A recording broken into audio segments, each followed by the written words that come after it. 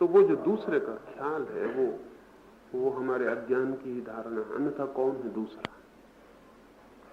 हम ही हैं बहुत रूपों में, हम ही हैं बहुत यात्राओं पर, हम ही हैं बहुत दर्पणों में।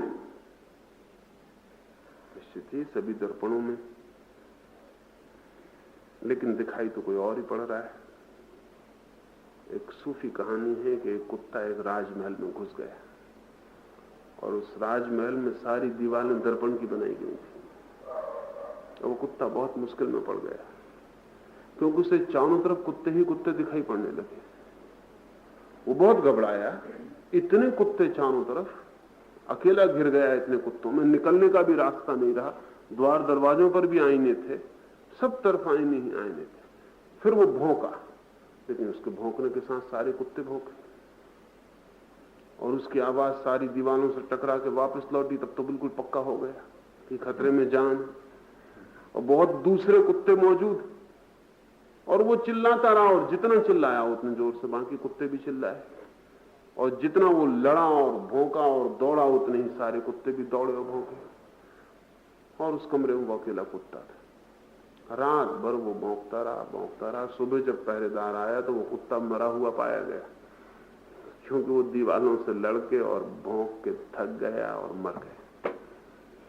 बाकी वहां कोई भी नहीं था। जब वो मर गया तो दीवालें भी शांत हो गई, वो दर्पण चुप हो गए।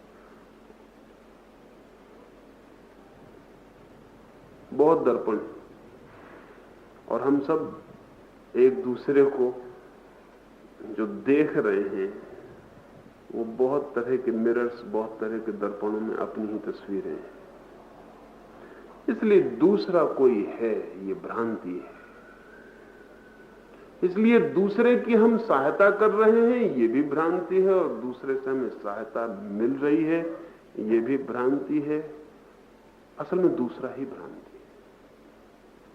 और तब जीवन में एक सरलता आती है जहां तुम दूसरे को दूसरा मान के कुछ नहीं करते हो, कुछ भी नहीं करते हो, न दूसरे को दूसरा मान के अपने लिए कुछ करवाते हो, तब तुम ही रह जाते हो। और अगर रास्ते पे किसी गिरते आदमी को तुमने सहारा दिया है तो वो तुमने अपने को ही दिया है।